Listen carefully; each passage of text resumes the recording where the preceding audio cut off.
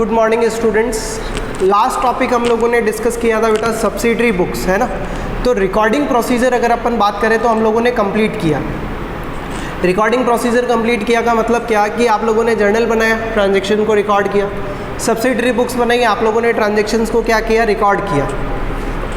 अब इन ट्रांजैक्शन को रिकॉर्ड करने के बाद अगर मैं आपको अकाउंटिंग की डेफिनेशन पे लेके जाऊं तो अकाउंटिंग की डेफिनेशन का सेकंड स्टेप क्या था। सबसे पहले ट्रांजैक्शंस को क्या किया जाता है बेटा, रिकॉर्ड किया जाता है। और रिकॉर्ड करने के बाद उन लोगों को क्या, उन ट्रांजैक्शंस को क्या किया जाता है, पोस्ट किया जाता है, क्लासीफाई किया जाता है। कहाँ पे, लेज़र के अंदर। तो आज जो हम लोग चैप्टर स्टार्ट करने वाले हैं वो चैप्टर है कौन सा, लेज़र वाला चैप्टर। ठीक है, लेज़र जो है हम लोग चैप्टर स्टार्ट करेंगे। तो लेज़र करने के लिए आपको सबसे पहले क्या बनाना पड़ेगा, जर्नल एंट्रीज या सब्सिडरी बुक्स बनानी पड़ेगी और फिर उनसे क्या बनाते हैं हम लोग, लेज़र बनाते हैं। क्लियर।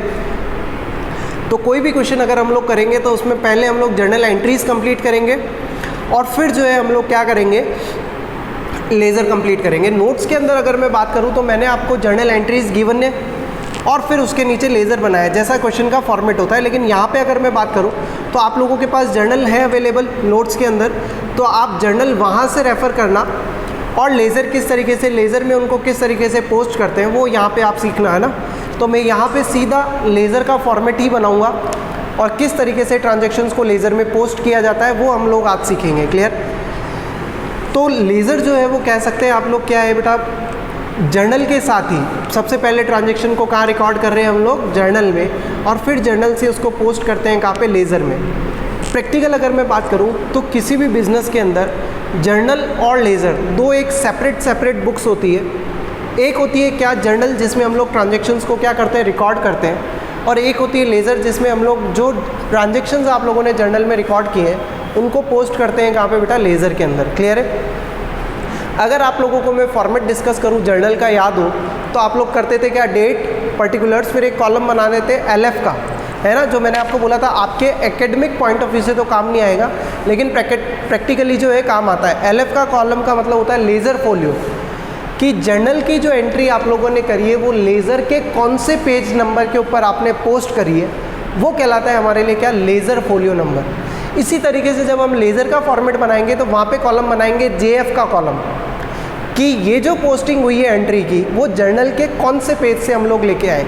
ठीक है, तो ध्यान रखना, इसलिए ये दोनों का क्या रहता है, रेफरेंस रहता है। पहले बनेगी जर्नल या सब्सिडरी बुक्स और फिर बनाई जाती है क्या बेटा, सब्सिडरी बुक्स के भी अगर आप फॉर्मेट डिस्कस करेंगे तो आप लोगों ने डेट, पर्टिकुलर्स और फिर एक LF का कॉलम, फिर इनवॉइस नंबर, डिटेल्स, कॉस्ट वगैरह, लेकिन LF का कॉलम ड्रॉ किया था। तो सब्सिडरी बुक से भी ट्रांजैक्शंस को पोस्ट करते हैं कहाँ पे, लेज़र के अंदर। क्लियर है।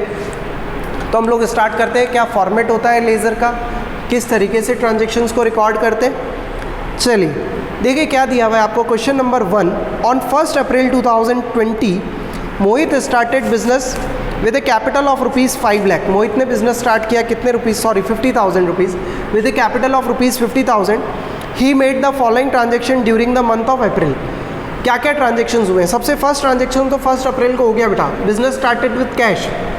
तो एंट्री क्या करी होगी आप लोगों ने, cash account debit to capital account. पहले मैं एंट्रीज आप लोगों से डिस्कस कर लेता हूँ, वापस से एंट्री का रेफरेंस लेके किस तरीके से पोस्टिंग करते हैं वो हम सीखेंगे।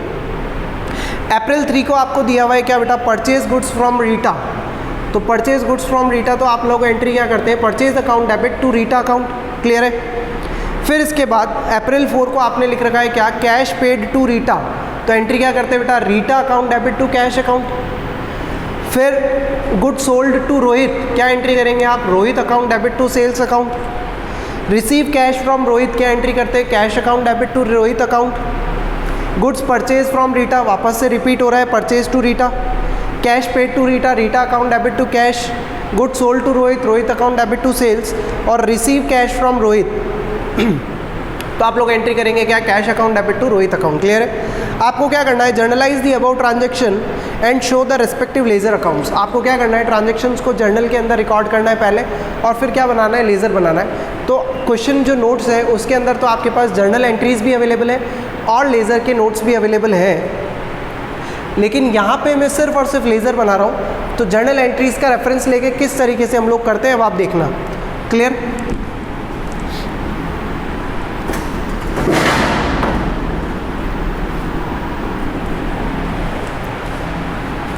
देखिए लेज़र का किस तरीके से फॉर्मेट बनता है, नोट्स के अंदर तो अवेलेबल है ही आपके पास। एक कॉलम बनेगा बेटा डेट का, particulars, JF, amount, date, particulars, JF और amount.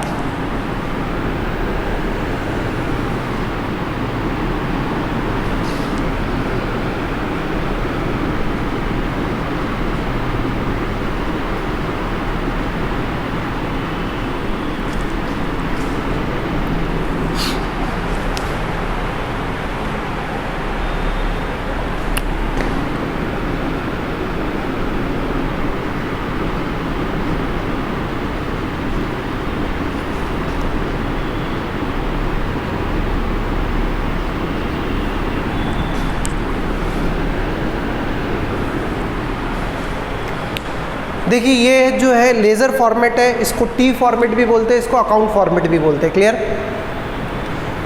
Date, particulars, JF, amount, ये एक साइड हो गई। और फिर नेक्स्ट साइड क्या है? Date, particular, JF, amount same side है।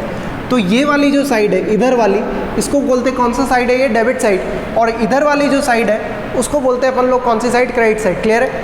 फॉर्मेट क्या है? Date, particulars, JF, amount, date, particular, JF, amount. एक तरफ जो है वो कौन सी साइड कहलाएगी बेटा? हमारे लिए डेबिट साइड।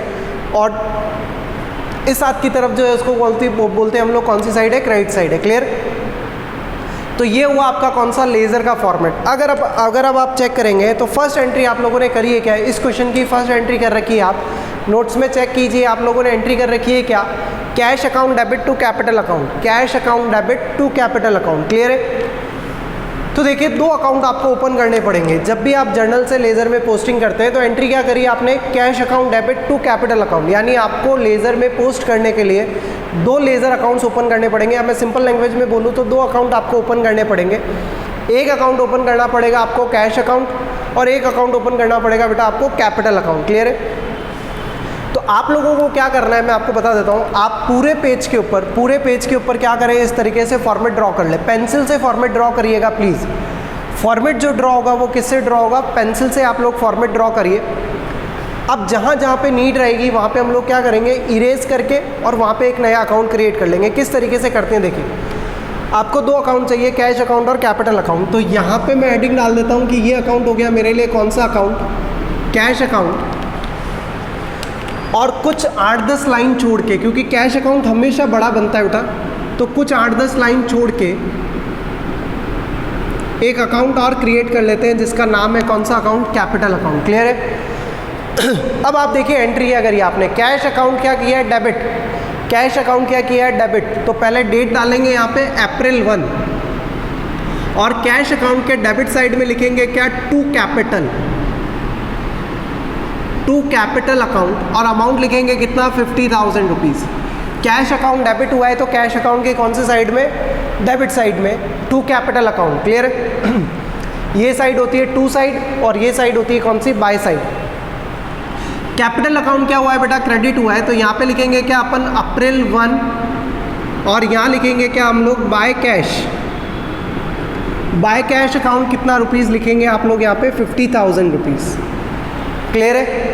इस तरीके से ट्रांजैक्शन को रिकॉर्ड करना है। क्या किया आप लोगों ने? सबसे पहले जर्नल एंट्रीज़ की अगर अपन बात करें, जर्नल एंट्री क्या करी? Cash account debit to capital account. तो आपको दो अकाउंट चाहिए, एक अकाउंट चाहिए कैश अकाउंट और दूसरा अकाउंट चाहिए कौन सा? Capital account. तो कैश अकाउंट क्या हुआ है? डेबिट हुआ है। तो कैश अकाउंट के कौन से साइड में लिखेंगे? डेबिट साइड में। कैश अकाउंट के डेबिट साइड में। कैश किस चीज़ से डेबिट हुआ है? तो कैपिटल से। तो आपने लिखा क्या यहाँ पे? टू कैपिटल अकाउंट, कितना रुपीज़? 50,000। और कैपिटल अकाउंट क्या हुआ है? क्रेडिट हुआ है। तो कैपिटल अकाउंट के क्रेडिट साइड में लिखेंगे क्या? बाय कैश कितने रुपीज़ से? 50,000 रुपीज़ से। ठीक है? उसके बाद अगर अपन बात करें नेक्स्ट ट्रांजैक्शन अप्रैल 3 को क्या दिया हुआ है आपको? Purchase goods from Rita. Purchase goods from Rita के लिए आप लोग एंट्री करते हैं क्या? Purchase account debit to Rita account. क्या एंट्री करते हैं हम लोग बेटा? Purchase account debit to Rita account. आपने नोट्स में कर भी रखी होगी वो एंट्री। तो अब आपको कितने अकाउंट चाहिए? वापस से दो अकाउंट चाहिए। एक अकाउंट चाहिए बेटा परचेज अकाउंट, और सेकंड अकाउंट चाहिए कौन सा हमको? रीटा अकाउंट। तो यहाँ पे हम लोग ओपन कर लेते हैं। कैपिटल के लिए ऐसा जितनी लाइंस नहीं रिक्वायरमेंट होती है, तो 2-3 लाइन छोड़ के एक नया अकाउंट ओपन कर लेंगे आप लोग जिसका नाम है क्या बेटा, परचेज अकाउंट। और फिर परचेज में क्योंकि 2-3 ट्रांजेक्शन ही है तो 2-3 4 लाइन करीब छोड़ के आप लोग एक नया अकाउंट ओपन कर लेंगे। कौन सा अकाउंट, रीटा अकाउंट। क्लियर है। एंट्री क्या करी आपने, purchase account debit to Rita account, यानी परचेज अकाउंट के कौन सी साइड में लिखेंगे बेटा, डेबिट साइड में। तो यहाँ पे अप्रैल 3 परचेज किससे डेबिट हुआ है, रीता से, तो टू रीटा अकाउंट। और रीटा अकाउंट क्रेडिट हुआ है किससे, परचेज से, तो रीटा अकाउंट के क्रेडिट साइड में लिखेंगे क्या बेटा हम लोग, बाय परचेज। और अमाउंट देख लीजिए कितना गिवन है हमको, अमाउंट गिवन है कितना, 20,000 रुपीज़। तो यहाँ पे भी आ जाएगा कितना, 20,000, और यहाँ पे भी आ जाएगा कितना बेटा, 20,000 रुपीज़। क्लियर है। इसके बाद आप लोगों को दिया हुआ है next transaction, cash paid to Rita. April 4 को कैश पेड टू रीटा कितना, 10,000। तो कैश पेड टू रीटा के लिए आप लोगों ने एंट्री करी होगी क्या, Rita account debit to cash account, यही एंट्री करी होगी, Rita account debit to cash account. तो फिर से आपको 2 अकाउंट चाहिए, रीटा अकाउंट और कैश अकाउंट। और हमारे पास दोनों अकाउंट ओपन है, रीटा अकाउंट भी ओपन है और कौन सा, कैश अकाउंट भी ओपन है। तो रीटा अकाउंट डेबिट, रीटा का अकाउंट क्या हुआ है, डेबिट हुआ है। तो यहाँ पे लिखेंगे हम लोग डेट अप्रैल 4, रीटा का अकाउंट डेबिट हुआ है किससे, कैश से। तो टू कैश कितने रुपीज़, 10,000 रुपीज़। और कैश अकाउंट में आप लोग लिखोगे क्रेडिट साइड में अप्रैल 4, क्योंकि कैश अकाउंट क्या हुआ है, क्रेडिट हुआ है। यहाँ पे क्या लिखेंगे बेटा, by Rita. By Rita account कितना, 10,000 रुपीज़। क्लियर। अप्रैल 4 के बाद अगर आप ट्रांजेक्शन देखें, अप्रैल 4 के बाद अगर आप ट्रांजेक्शन देखें तो आपको दिया हुआ है क्या, सोल्ड गुड्स टू रोहित, कितने रुपीज़ का, 25,000 का। तो आपको फिर से 2 अकाउंट चाहिए, कौन कौन सा, एक तो रोहित अकाउंट और एक कौन सा अकाउंट चाहिए बेटा, सेल्स अकाउंट। तो फॉर्मेट ड्रॉ कर लेते हैं हम लोग एक बार वापस से, यहाँ पे सेकंड पेज पे आप लोग फॉर्मेट ड्रॉ कर लेंगे जहाँ तक भी वो चलेगा। तो फॉर्मेट सेम है, डेट, पर्टिकुलर्स, JF, अमाउंट, फिर डेट, पर्टिकुलर्स, JF और अमाउंट। क्या एंट्री होगी, Rohit account debit to sales. तो आपको 2 अकाउंट चाहिए, एक अकाउंट चाहिए रोहित अकाउंट और कुछ 4-5 लाइन छोड़ के एक नया अकाउंट ओपन कर लेंगे बेटा, सेल्स अकाउंट। किस डेट को, ये देखिए ट्रांजैक्शन की एंट्री अप्रैल 6 को ये गुड सोल्ड टू रोहित। तो एंट्री क्या करते हैं अपन, Rohit account debit to sales account. तो डेट डाल देंगे यहाँ पे अप्रैल 6 और यहाँ लिखेंगे क्या, टू सेल्स अकाउंट। कितने रुपीज़ का गुड सेल किया है आपने, तो 25,000, अमाउंट के कॉलम में 25,000, सेल्स अकाउंट में डेट अप्रैल 6, क्रेडिट साइड में यहाँ पे क्या लिखेंगे बेटा, बाय रोहित अकाउंट। और कितना रुपीज़ लिखेंगे, तो यहाँ पे 25,000। क्लियर है। फिर इसके बाद अगर मैं बात करूँ तो अप्रैल 8 को दिया हुआ है आपको, रिसीव कैश फ्रॉम रोहित। आपने कैश रिसीव किया है किससे, रोहित से। तो एंट्री क्या बनेगी, cash account debit to Rohit account. दोनों अकाउंट आपके पास ओपन है, कैश अकाउंट डेबिट हुआ है अप्रैल 8 को। तो अप्रैल 8 यहाँ पे क्या लिखेंगे, टू रोहित। और कितना रुपीज़ कैश रिसीव हुआ है, 20,000। तो यहाँ अमाउंट लिख देंगे 20,000। रोहित अकाउंट के कौन से साइड में, क्रेडिट साइड में। अप्रैल 8 क्या लिखेंगे बेटा, बाय कैश कितना रुपीज़, 20,000 रुपीज़। ठीक है। फिर अप्रैल 12 को वापस दिया हुआ है आपको, गुड्स परचेज फ्रॉम रीटा। तो अप्रैल 12 डेट आ जाएगी यहाँ पे, गुड्स परचेज फ्रॉम रीटा। तो यहाँ पे लिखेंगे आप क्या, to Rita account. To Rita account कितने रुपीज़ से, 12,000 रुपीज़। और रीटा के अकाउंट में क्या लिखेंगे बेटा, डेट अप्रैल 12, बाय परचेज कितना रुपीज़, 12,000 रुपीज़। फिर वापस अप्रैल 18 को कैश पेड टू रीटा। तो अप्रैल 18 यहाँ पे क्या लिखेंगे, टू कैश। और अमाउंट आ जाएगा कितना, 20,000 रुपीज़ आपने पे किया है। तो यहाँ पे 20,000। और कैश अकाउंट में क्या लिखेंगे, बाय रीटा अकाउंट। कितना रुपीज़ पे किया है आपने उसको, 20,000 रुपीज़ अप्रैल 18 को। फिर वापस से गुड्स सोल्ड टू रोहित अप्रैल 25 को, तो ये 25 को क्या लिखेंगे, टू सेल्स। और कितने रुपीज़ की गुड सेल करी आपने, 10,000 रुपीज़, तो यहाँ पे 10,000। और सेल्स अकाउंट में क्या लिखेंगे बेटा, बाय रोहित। बाय रोहित कितना, 25 को 10,000 रुपीज़। लास्ट ट्रांजेक्शन दिया हुआ है अप्रैल 30 को, cash receive from Rohit. Cash आपने रिसीव किया रोहित से, तो अप्रैल 30 यहाँ पे क्या लिख देंगे आप, टू रोहित। एंट्री क्या बनती है, cash account debit to Rohit account. और रोहित अकाउंट के कौन से साइड में लिखेंगे बेटा, क्रेडिट साइड में लिखेंगे अप्रैल 30 को बाय कैश। और अमाउंट देख लीजिए कितना है, तो 6,000 रुपीज़ का अमाउंट है। क्लियर,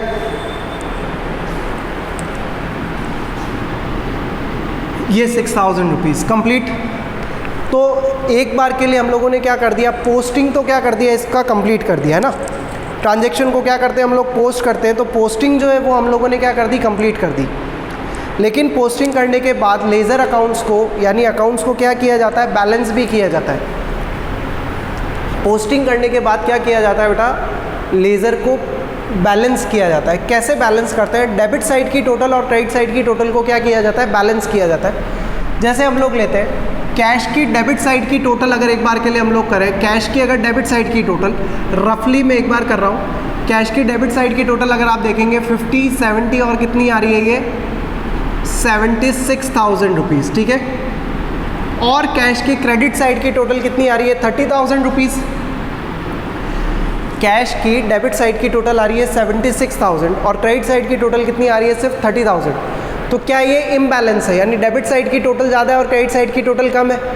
तो इक्वल करने के लिए, इसको बैलेंस करने के लिए कौन से साइड में लिखेंगे बेटा, क्रेडिट साइड में लिखेंगे। और मंथ एंड में अप्रैल 30 को इसको क्या करेंगे, बैलेंस करेंगे, जिसके लिए लिखेंगे हम लोग क्या, बाय बैलेंस CD। क्या लिखते हैं बेटा, बाय बैलेंस CD, यानी ये बैलेंस क्या हो रहा है, कैरिड डाउन करके अप्रैल के मंथ से कहाँ पे लेके जाएंगे हम लोग, मई मंथ में। तो बाय बैलेंस CD कितना, 76 माइनस 30 यानी कितना हो जाएगा ये 46,000 रुपीज़। क्लियर है, इसको कहते हैं बैलेंसिंग ऑफ लेज़र। तो ये आप लोगों ने इसको क्या किया, अकाउंट को बैलेंस किया। यहाँ पे क्या लिख देंगे, टोटल लिख देंगे, कितनी है 76,000, और यहाँ पे भी अब टोटल आ गई कितनी 76,000 रुपीज़। क्लियर है, अकाउंट को बैलेंस कैसे करते हैं, डेबिट साइड की टोटल करिए और क्रेडिट साइड की टोटल करिए।